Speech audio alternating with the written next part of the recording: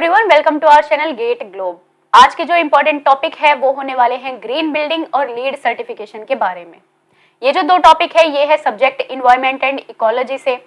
इस वीडियो को मैं दो पार्ट में कन्वे करने वाली हूँ। पहला जो पार्ट है वो है आज जो कि हम करेंगे, और जो दूसरे पार्ट में है इसके बाद बाकी के बचे हुए रेटिंग सिस्टम्स को मैं कन्वे करूंगी।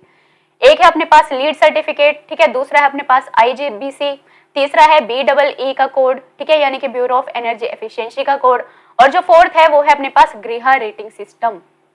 ठीक है, तो चलो स्टार्ट करते हैं आज के पहले टॉपिक से जो है ग्रीन बिल्डिंग। अब नाम से ही हम देख सकते हैं कि ऐसी बिल्डिंग जो कि ग्रीन है, ग्रीन यानी कि हरी है, ठीक है, हरी यानी कि ग्रीन कलर जो है हमारा कन्वे करता है एनवायरमेंट को, राइट।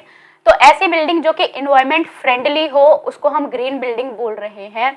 ऐसी बिल्डिंग जिसमें एनवायरमेंट पे जो हमारे आसपास की सराउंडिंग्स है उस पे जो है एक पॉजिटिव इम्पैक्ट रहे, नेगेटिव इम्पैक्ट बिल्कुल भी ना रहे, या फिर मिनिमम से मिनिमम नेगेटिव इम्पैक्ट रहे, ऐसी बिल्डिंग्स को मैं कह रही हूँ ग्रीन बिल्डिंग। ग्रीन बिल्डिंग में क्या है, नेगेटिव इम्पैक्ट कम रहेगा, ग्रीन हाउस गैसेस को हम किस तरीके से कंजर्व कर सकते हैं, वाटर यूज एफिशिएंसी को हम किस तरीके से बढ़ा सकते हैं, जो एनर्जी है यानी कि हीट एनर्जी, सोलर एनर्जी या फिर इलेक्ट्रिकल एनर्जी, इसको हम किस तरीके से मोर एफिशिएंट कर सकते हैं, ये हम पढ़ेंगे ग्रीन बिल्डिंग में।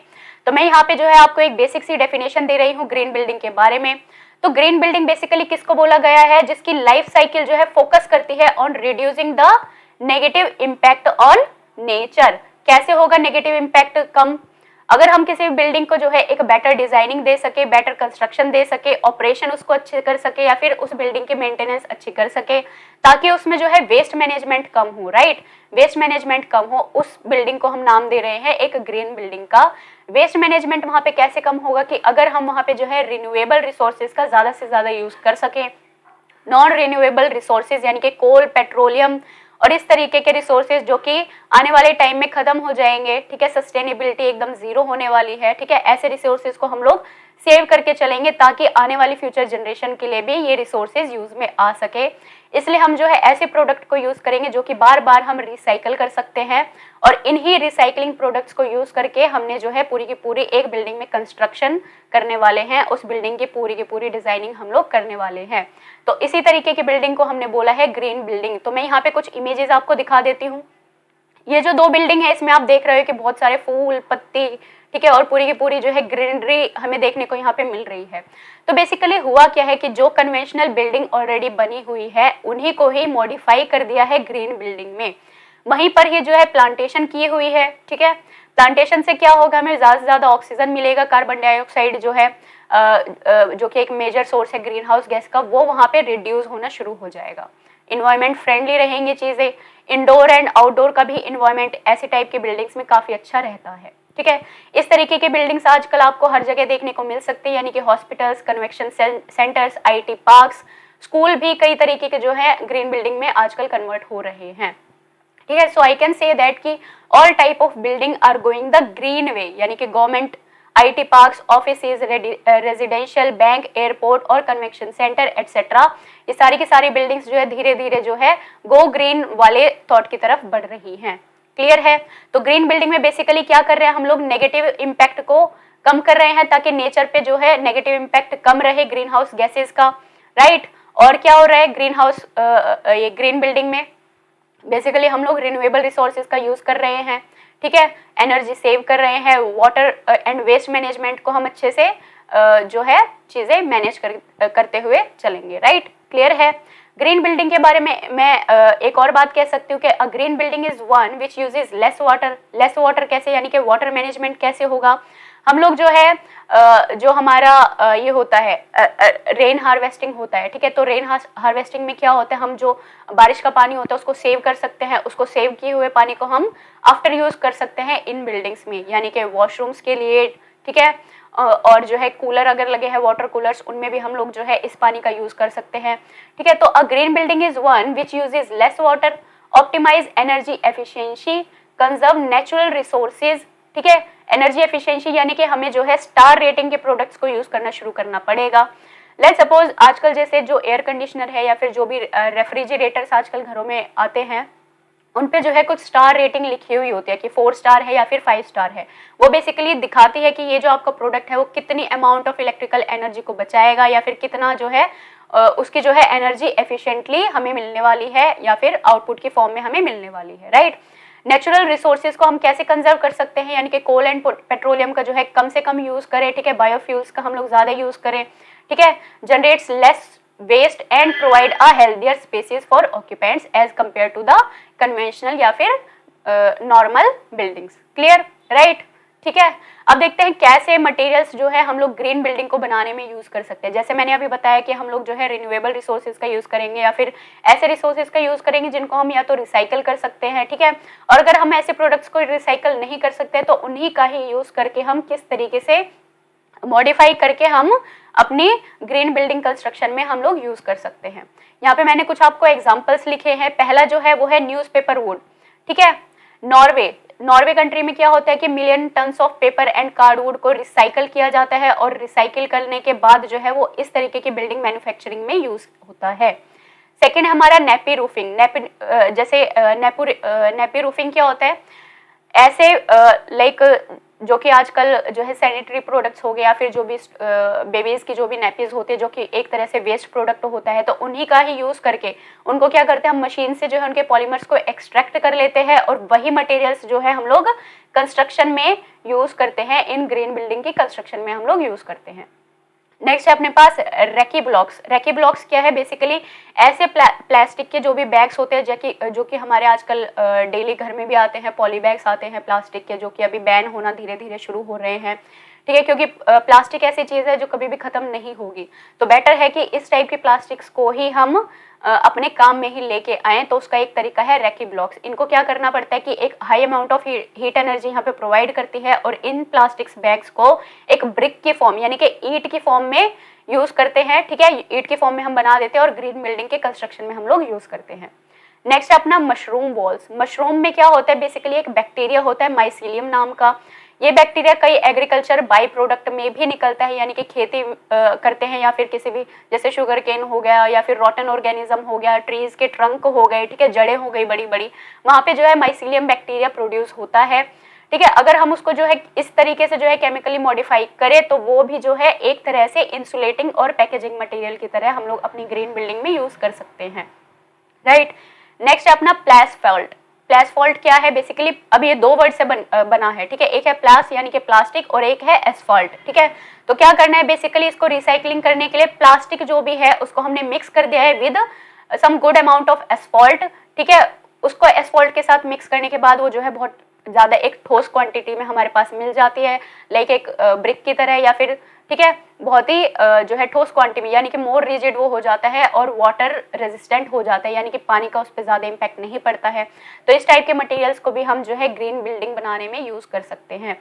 सो these are few example of those materials that are to be used in the construction of a green building. Clear है, राइट। कोई भी डाउट हो मुझे कमेंट्स में लिख दो, ठीक है। So now there are few points कि हम बताएं how can a building be made green, किस तरीके से हम लोग जो है एक बिल्डिंग को हम हरा भरा और एनर्जी एफिशिएंट और इन्वायरमेंट फ्रेंडली हम लोग बना सकते हैं।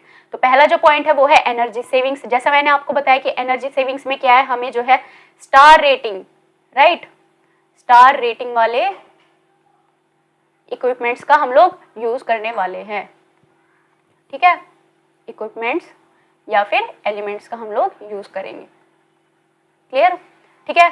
तो किसी भी बिल्डिंग को ग्रीन बनाने के लिए हमें ऐसे प्रोडक्ट्स यूज करने पड़ेंगे या फिर ऐसे एलिमेंट्स और इक्विपमेंट्स हमें यूज करने पड़ेंगे जो कि जिनकी जो है रेटिंग अच्छी हो, एनर्जी जो है एफिशिएंटली हमें मिले। क्लियर है, ज्यादा वेस्टेज ना हो वहां पे।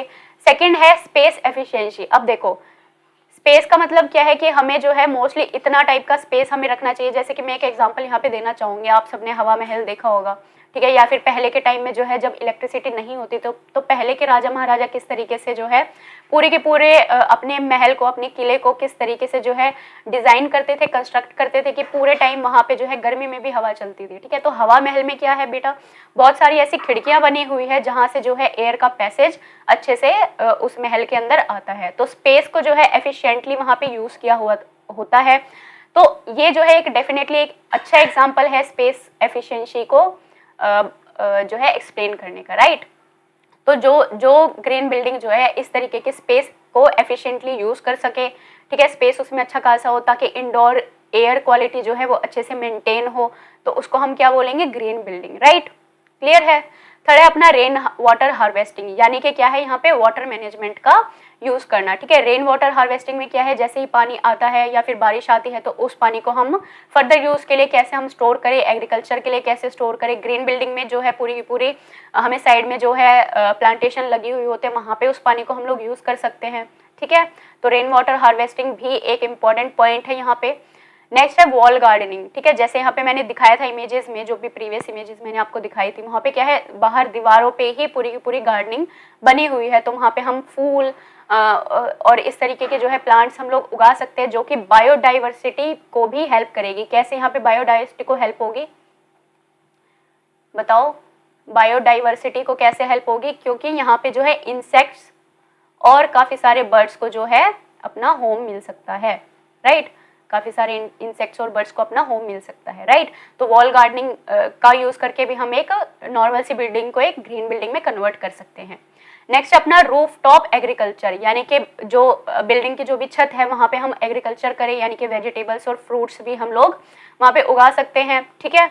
तो रूफ टॉप एग्रीकल्चर भी एक इंपॉर्टेंट पॉइंट है। तो ये जितने भी पॉइंट्स है बेटा, इनसे क्या होगा, इनसे हमें ऑक्सीजन की अमाउंट बढ़ेगी, इंडोर एयर क्वालिटी बढ़ेगी, इन्वायरमेंट पे जो है इसका पॉजिटिव इंपैक्ट रहेगा, नेगेटिव इंपैक्ट धीरे धीरे खत्म होता चला जाएगा।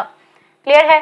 अब मैं बात करती हूँ ग्रीन बिल्डिंग लाइफ साइकिल की। ग्रीन बिल्डिंग लाइफ साइकिल जो है अपने 3 फेजेस में है, सिर्फ ये छोटे छोटे पॉइंट्स है, ठीक है, क्योंकि इससे जो है ज्यादा डिटेल में आता नहीं है, तो इसके जो मेन पॉइंट्स है वो ही मैं आपको अभी बता रही हूँ। तो green building life cycle basically क्या है, इसके 3 फेजेस होते हैं, ठीक है, प्री फेज, बिल्डिंग फेज और एक पोस्ट फेज, राइट।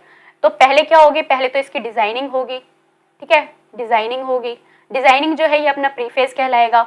दूसरा क्या होगा, फिर इसकी बिल्डिंग होगी, बिल्डिंग यानी कि कंस्ट्रक्शन, बिल्डिंग फेज में अपना आ जाएगा यहाँ पे कंस्ट्रक्शन फेज, ठीक है, कंस्ट्रक्शन आ जाएगा, राइट। और थर्ड में क्या आ जाएगा यहाँ पे, पोस्ट फेज में अपने पास क्या आएगा यहाँ पे, यानी कि डिस्पोजल, ठीक है, डिस्पोजल आ जाएगा, डिमोलिशन आ जाएगा, या फिर ऑपरेशन एंड मेंटेनेंस, ठीक है, operation and maintenance, right, operation and maintenance, ठीक है। तो यहाँ पे मैंने पूरा का पूरा आपको लिख के दिया हुआ है, ये वाली पीपीटी भी मैं आप लोगों को शेयर कर दूंगी ताकि एंड टाइम रिवीजन के लिए ये पीपीटी आपको हेल्प हो सके, राइट। तो यहाँ पे एक प्री बिल्डिंग फेज जिसमें है क्या, ग्रीन बिल्डिंग हम किस तरीके से डिजाइन कर सकते हैं, ठीक है, यानी कि आर्किटेक्चर हम किस तरीके से बना सकते हैं, तो डिजाइनिंग फेज हमारा आता है प्री बिल्डिंग में। फिर आता है बिल्डिंग फेज, यानी कि कंस्ट्रक्शन के टाइम पे हम लोग जो है ऐसे बायो प्रोडक्ट्स का हम लोग कैसे यूज कर सकते हैं। थर्ड है अपना पोस्ट बिल्डिंग फेज, यानी कि उसकी ऑपरेशन कैसे होगी, मेंटेनेंस किस तरीके से हम लोग कर सकते हैं ऐसे ग्रीन बिल्डिंग का, ठीक है। और अगर वो बिल्डिंग की जो है लाइफ टाइम खत्म होने वाला है तो हम उसको डिमोलिशन और डिस्पोजल हम किस तरीके से कर सकते हैं। तो ये अपने रहेंगे 3 phases of green building life cycle के, राइट। नेक्स्ट अपना benefits of green building. Green building के क्या क्या बेनिफिट्स है, पहला है low maintenance and operation cost. इसकी जो मेंटेनेंस कॉस्ट है और ऑपरेशन कॉस्ट है वो बहुत ही कम रहती है, क्योंकि ग्रीन है, हर तरह जो है एनवायरमेंट फ्रेंडली है, क्या करना है, सिर्फ पानी देना है, राइट, क्लियर। तो वहां पे सिर्फ वाटर की एफिशिएंसी और जो हमारी सॉइल है बस वही अपना खर्चा आने वाला है, उसके अलावा इसका कोई भी खर्चा नहीं होता है। सेकेंड हमारा यूजेस ऑफ एनर्जी, यानी कि एनर्जी को हम अच्छे तरीके से हम लोग वहाँ पे यूज कर सकते हैं, इलेक्ट्रिकल एनर्जी को सेव कर सकते हैं। उसके अलावा जो हमारी जो हीट एनर्जी है, ठीक है, हीट एनर्जी है, हीट एनर्जी यानी कि हम वहाँ पे क्या लगा सकते हैं, सोलर पैनल हम यहाँ पे लगा सकते हैं, राइट। सोलर पैनल जो है छतों पे लगा सकते हैं, राइट। सोलर पैनल्स हम लोग यूज कर सकते हैं ताकि सर्दी के टाइम पे जो हमें गर्म पानी मिल सके, राइट, क्लियर है। तो usage of energy is very important point in the building of green, ये in manufacturing of a green building, right. Third point क्या है, escalate the indoor environment quality. तो बेनिफिट क्या है, इंडोर यानी कि बिल्डिंग के अंदर की जो भी एयर क्वालिटी है वो भी अच्छी रहती है, ठीक है, स्ट्रेस फ्री रहता है एनवायरमेंट पूरा, ठीक है। तो हम इसको ऑफिसेज वगैरह में भी एक तरह से कितने सारी ऑर्गेनाइजेशन है जहाँ पे हम ग्रीन बिल्डिंग को जो है मॉडिफाई कर सकते हैं, नॉर्मल बिल्डिंग को हम लोग ग्रीन बिल्डिंग में कन्वर्ट कर सकते हैं, राइट। नेक्स्ट बेनिफिट है वाटर एफिशिएंसी, जो कि अभी मैंने बताया, अगर हम रेन वाटर हार्वेस्टिंग का यहाँ पे यूज करेंगे तो बाकी का जो भी हमारा फ्रेश वाटर रहेगा उसको हम जो है ड्रिंकिंग की तरह हम लोग यूज करते हैं, एज अ ड्रिंकिंग वाटर हम लोग यूज कर सकते हैं, तो वहाँ पे जो है वाटर की एफिशिएंसी बढ़ जाएगी, क्लियर है। नेक्स्ट है हेल्थ बेनिफिट्स, यानी कि अगर हमें प्योर ऑक्सीजन, प्योर एयर अगर हमें मिलती है तो वहाँ पे रिस्क ऑफ अस्थमा या फिर एलर्जीज या फिर कैंसर, ये चीज़ें जो है हमारी कम हो सकती है, क्योंकि वहाँ पे क्या है, ग्रीन हाउस गैसेज जो है काफ़ी अमाउंट में रिड्यूस हो जाएंगी। ठीक है, नेक्स्ट क्या है, मटेरियल्स की एफिशिएंसी बढ़ सकती है। कैसे, अभी जो है जितने भी 4-5 मैंने आपको एग्जांपल्स दिए थे, उन्हीं मटेरियल्स का अगर हम यूज़ करके, प्लास्टिक का अगर हम यूज़ करके ब्रिक्स बना सकते हैं, वो सारे मटेरियल्स हम लोग यूज़ कर सकते हैं यहाँ पे, तो क्या होगा, वो जो है कई साल तक जो है चलती रहेगी। ठीक है, एज कम्पेयर टू नॉर्मल जो हम सैंड वाली जो ईंट बनाते हैं उसके कंपेयर में जो है इनकी लाइफ साइकिल काफ़ी बढ़ जाती है। क्लियर। नेक्स्ट पॉइंट है हेल्दी इन्वायरमेंट, जो कि मैंने अभी आपको बताया है। क्लियर। नेक्स्ट पॉइंट है कि जो जो चैलेंजेस हम लोग फेस करते हैं या फिर जो चैलेंजेस जो है बाकी के ऑर्गेनाइजेशन या फिर कंट्री फेस करती है, इनको अपनाने में क्या क्या मेजर चैलेंजेस हो सकते हैं। पहला तो है लैक ऑफ अवेयरनेस, यानी कि लोगों को जनरली पता नहीं होता कि ग्रीन बिल्डिंग बेसिकली क्या होती है और किस तरीके से वर्क करती है पूरा का पूरा। ठीक है, तो ये सारी चीज़ें जो है ग्रीन बिल्डिंग के बारे में जो है अवेयरनेस हम लोगों को फैलानी चाहिए, अपने आसपास जो है पेड़ पौधे उगाने चाहिए ताकि हमें फ्रेश एयर क्वालिटी मिल सके, स्पेशली दिल्ली जैसे एरिया में जहाँ पे मैं रहती हूँ। ठीक है, तो येस ऑफ कोर्स अवेयरनेस बढ़ानी चाहिए, आप लोग भी जाके पौधे लगाइए, प्लांटेशन करिए। ठीक है, grow trees all around your houses. ठीक है, तो अवेयरनेस बहुत ज़रूरी है इस बारे में। सेकेंड है improper government policies and procedure, यानी कि गवर्नमेंट की पॉलिसीज इतनी कॉम्प्लिकेटेड होती है और उनका प्रोसेस इतना कॉम्प्लिकेटेड हो जाता है कि ऑर्गेनाइजेशन के लिए इस अपनी बिल्डिंग को जो है as a green building approve करवाना मुश्किल हो जाता है। थर्ड पॉइंट है एक्स्ट्रा क्लियरेंस एंड अप्रूवल्स, यानी कि गवर्नमेंट की तरफ से हमें जो है क्लियरेंस आने में कि हाँ आपकी जो ग्रीन बिल्डिंग है वो हमारे रूल्स एंड रेगुलेशन को फॉलो कर रही है या नहीं कर रही है, वो प्रोसेस थोड़ा सा यहाँ पे स्लो हो जाता है, इसलिए अप्रूवल आने में जो है काफ़ी टाइम लग जाता है। तो ये भी एक जो है मेजर चैलेंज है इस ग्रीन बिल्डिंग को अडॉप्ट करने के लिए बाकी के ऑर्गेनाइजेशन एंड कंट्रीज के लिए। Lack of expensive equipments and product, यानी कि जितने भी इक्विपमेंट्स इसको डिजाइनिंग एंड कंस्ट्रक्शन में लगते हैं ग्रीन बिल्डिंग में, उनकी कहीं ना कहीं पे कमी हो जाती है।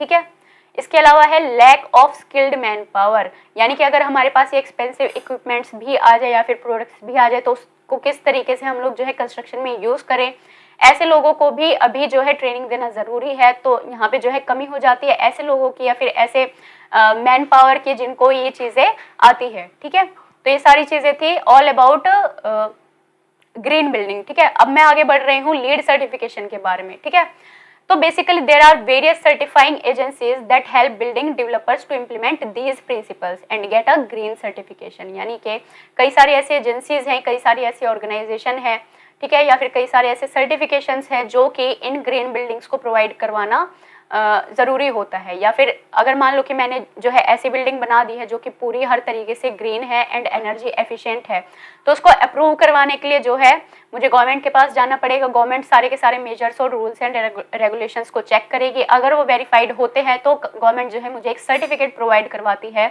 तो किस टाइप के सर्टिफिकेट्स होते हैं, पहला होता है अपने पास बेटा लीड सर्टिफिकेट। ठीक है, लीड सर्टिफिकेट, तो लीड सर्टिफिकेट क्या है, this is leader in energy and environmental designing. ठीक है, इसकी पूरी पूरी फुल फॉर्म आप लोग जानते हो, मैं भी आगे बता दूंगी।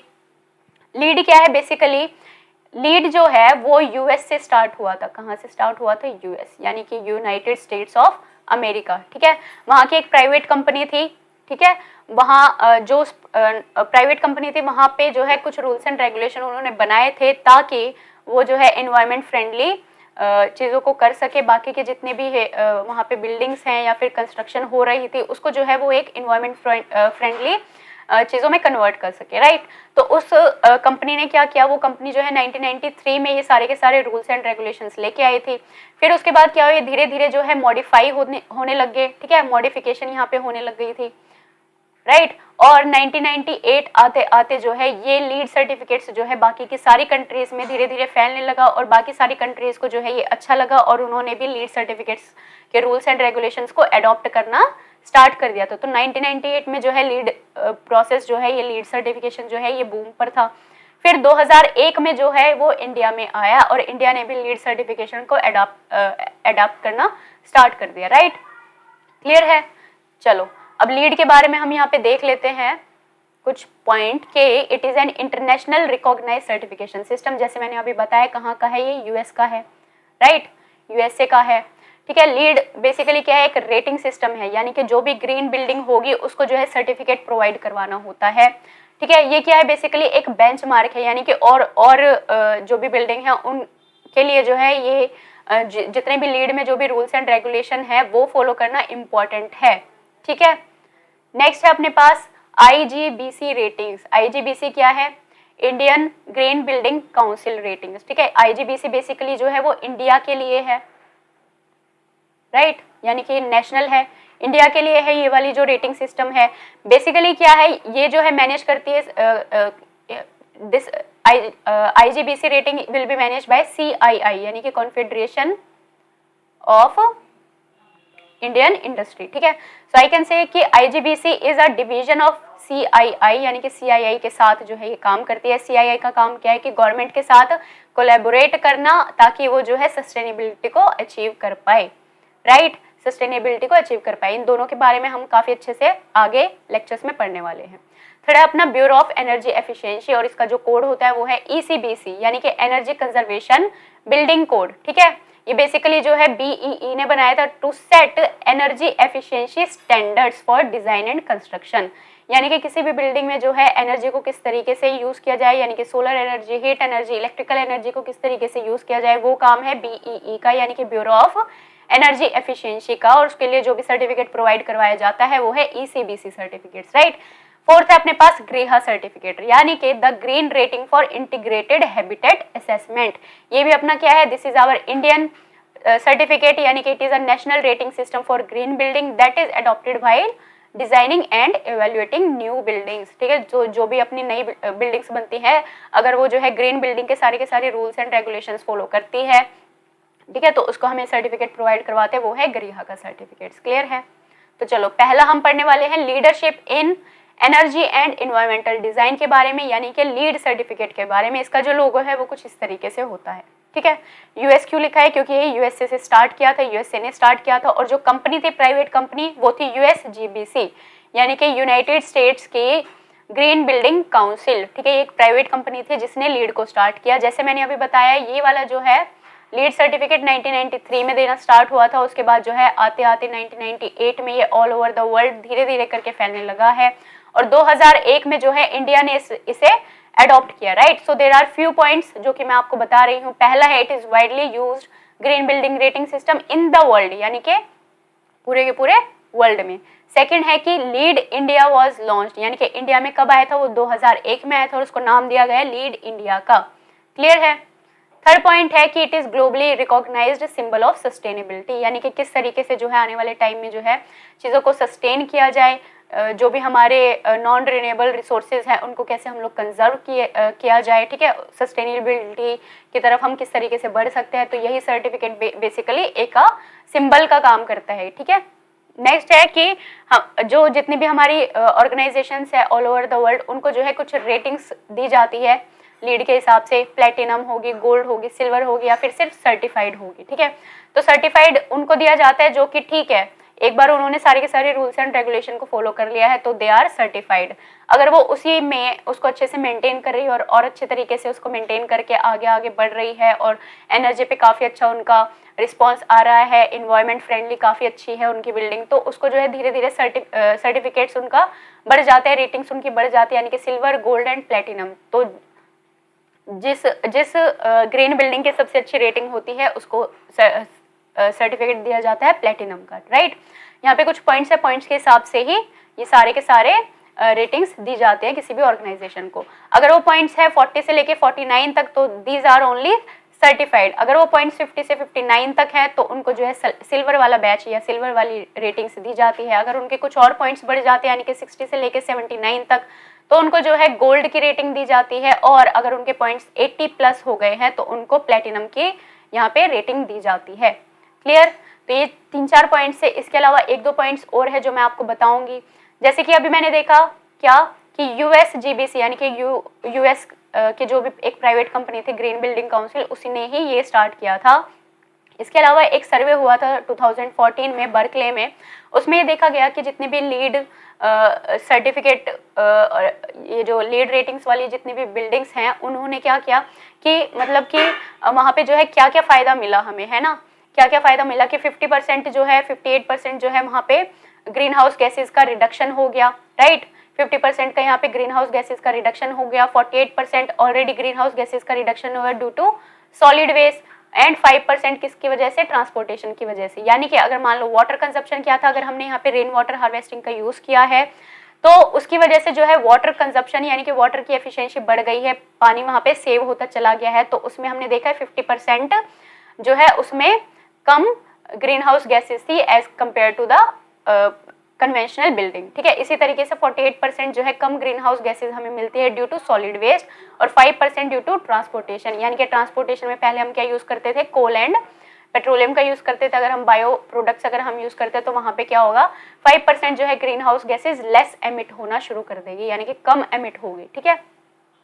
चलो नेक्स्ट अपना CII। CII क्या है, कॉन्फेडरेशन ऑफ इंडियन इंडस्ट्री। ये क्या करती है, ये कोलैबोरेट करती है IGBC के साथ, यानी कि इंडियन ग्रीन बिल्डिंग काउंसिल के साथ ये कोलैबोरेट करती है। CII बेसिकली क्या है, एक NGO की तरह काम करती है। इसमें पब्लिक एंड प्राइवेट सेक्टर के कई सारे लोग जुड़े हुए होते हैं जो कि गवर्नमेंट के साथ मिलकर ग्रीन बिल्डिंग को प्रमोट करने का काम करते हैं, ठीक है। तो यहाँ पे कुछ पॉइंट्स है। CII is a non government not for profit industry led and industry manage organisation with over 9000 members. कितने हैं, 9000 मेंबर है जो कि प्राइवेट और पब्लिक सेक्टर से बिलोंग करते हैं, राइट। एंड 294 नेशनल इसके सेक्टर्स हैं and regional sectoral industries body है, यानी कि चाहे इंडस्ट्रीज हो, चाहे ऑर्गेनाइजेशन हो, चाहे प्राइवेट हो, चाहे पब्लिक हो, ये जो है हर चीज़ के लिए लागू है। और ये इन्वायरमेंट को और फ्रेंडली या फिर अच्छे तरीके से जो है ग्रीन हाउस गैसेज को रिमूव करने में, जितने भी हमारे इन्वायरमेंट के फैक्टर्स होते हैं, नेगेटिव इम्पैक्ट होते हैं, उनको रिड्यूस करने में ये काम कर रहा है, ठीक है। इसका जो लोगो है CII का, कॉन्फेडरेशन ऑफ इंडियन इंडस्ट्री का, कुछ इस तरीके से है। और इस साल का जो इंडिपेंडेंस था यानी कि 75th इंडिपेंडेंस था 2022 का, उसकी जो थीम रखी थी CII ने, वो रखी थी building India for a new world.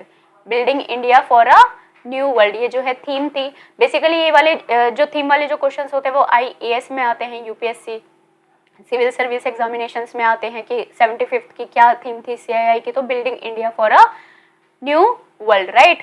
तो यहाँ पे ये कुछ पॉइंट है, ये मैं PPT आपको दे दूंगी, ठीक है। नेक्स्ट में क्या है, अब CII के टोटल जो है 62 ऑफिसेज हैं, ठीक है, जिसमें जो है 10 सेंटर ऑफ एक्सीलेंस हमारे सिर्फ इंडिया में है, 8 हमारे ओवरसीज है, यानी कि इन सारी कंट्रीज में, ऑस्ट्रेलिया में, इजिप्ट में, जर्मनी में, ठीक है, UAE, UK एंड US में भी जो है CII का ऑफिस है, ठीक है। There are 394 counter part organisation in 133 industries, जहाँ पे जो है CII अपना काम कर रही है एनवायरमेंट को मोर सस्टेन बनाने के लिए, ठीक है। इंडिया में CII काम करते हैं किसके साथ, IGBC के साथ, क्लियर है।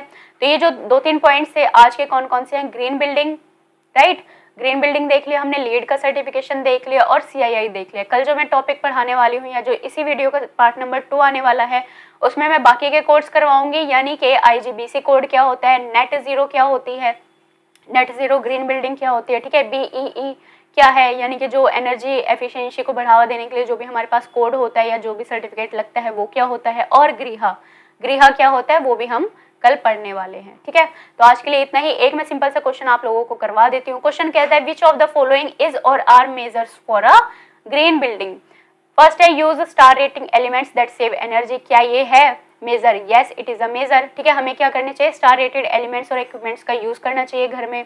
Install solar panels for lightning और heating water. Yes we should. Install water meters in a building. Yes we should, ठीक है, वाटर मीटर्स हमें लगाने चाहिए। So which of the statements are correct? All 3 statements are correct. So option number D is the correct answer है। Clear है? तो इस तरीके के क्वेश्चन है, स्टेटमेंट वाइज भी आ सकते हैं। ये तो बहुत सिंपल सा क्वेश्चन था जो मैंने आपको करवाया था। बाकी के क्वेश्चन मैं आपको हमारे टेलीग्राम चैनल पे अपलोड करती रहूंगी, ठीक है। टेलीग्राम चैनल है अपना ESEGS प्रीलिम्स, राइट। इसका जो लिंक है नीचे डिस्क्रिप्शन बॉक्स में आप लोगों को मिल जाएगा, तो जाके फटाफट से वाला चैनल को ज्वाइन कर दो। अभी जो सब्जेक्ट वहाँ पे चल रहा है वो है प्रोजेक्ट मैनेजमेंट, ठीक है। प्रोजेक्ट मैनेजमेंट के डेली 8 से 10 क्वेश्चन आपको बढ़िया वाले मिलने वाले हैं, तो प्रैक्टिस करो, ठीक है। GS ईजी है लेकिन डिफिकल्ट भी है। क्यों? क्योंकि अगर आपने पढ़ लिया अच्छे से तो यू विल फील कि बहुत आसान सा सब्जेक्ट है, लेकिन हाँ इसको डीप में पढ़ना बहुत ज़रूरी है, तो टाइम देना बहुत ज़रूरी है। तो जो भी मैंने स्ट्रेटेजी बताई थी एक बार उसको फॉलो करके ज़रूर देखना, it will definitely gonna help you, right. चलो सी यू सून, फिर मिलते हैं नेक्स्ट वाली वीडियो में, इसी वीडियो का पार्ट नंबर 2 में। सो सी यू गाइज, बाय।